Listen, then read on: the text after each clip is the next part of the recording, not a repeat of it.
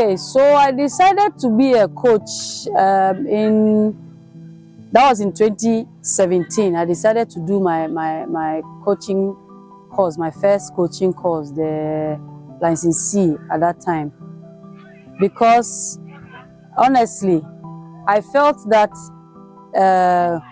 my coach at that time was not being so good to us. I felt that it was as if coaching was something that nobody else could do.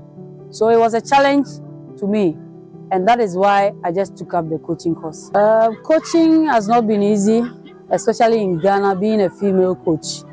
But it is a challenge that I enjoy because I like to prove that anything you set your mind on is possible for you to do.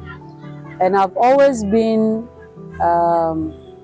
a sort of a torchbearer for women to help the younger ones know that they can also get to any point that they set their minds on. So whenever I'm doing something, I always see that there's a younger version of me looking up to me, getting inspiration from whatever I do. So that keeps me going from not giving up. Because coaching in Ghana as a female coach is not easy, but I had that motivation all the time to keep going. So that is what kept me in coaching. My appointment as the second assistant coach of the Black Queens came as a shock to me because I have played for the Black Queens before.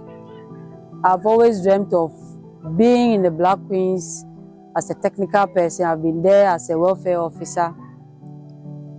But now switching to coaching, I was overjoyed. In fact, I was in shock when I heard the news. I remember we had just started the U20, a new setup after Colombia, new setup. We were doing screening at BBNE when I had a call from the FA that there's going to be a new role for me. I will now be going to the Black Queens as an assistant coach. And for a moment, I was in shock, so I couldn't say anything. I remember the other person on the line asked, are you still on the line? And I said yes, because I didn't know what to think at that moment. Because it was a new technical team that we were really getting together, we were really bonding, and I felt that this is it. We had started something beautiful. I mean, I saw that everything was working out fine. I was really enjoying my role there. And then this comes in, the switch. I have to switch, get to the Black Queens, and prepare for the AFCON. I was shocked, but I was excited because it's an elevation. Everybody wants to get to the top. And to move from the Black Princesses, the U20, to the senior national team, the Black Queens, was really an exciting news for me. So my plans for the team, my expectations, where I would want the team to get to. It's been a while since we qualified for the African Women's Championship and the AFCON. So now that we've qualified by the help of Coach Nora, we want to get there, make an impact. We've always been sort of second fiddle behind Nigeria, behind sometimes South Africa, Equatorial Guinea, and the rest. But we must make our absence count. We've been absent from this tournament for a while. So getting into the tournament, we don't just want to participate, but we want to get there, get to the final, win the trophy, make an impact, and change the story.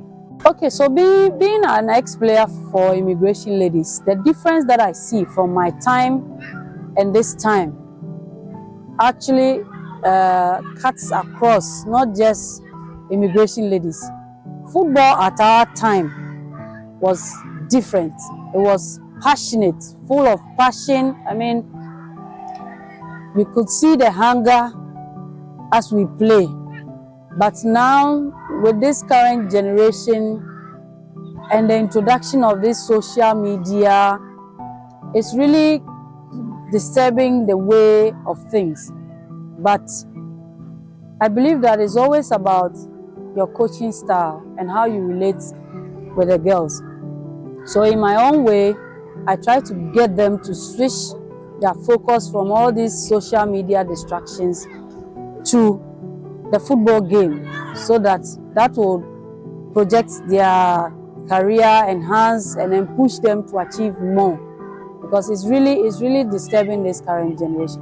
The most difficult part of coaching is being fired at any time. So as a coach, you must be ready for anything. It's not about what the previous coaches did that sort of warranted their dismissal or something like that. But for me, I'm just going to do the best that I can. If it is deemed fit for me to stay, I believe that I will stay. If not, then I get a chance to improve myself better and then come back again.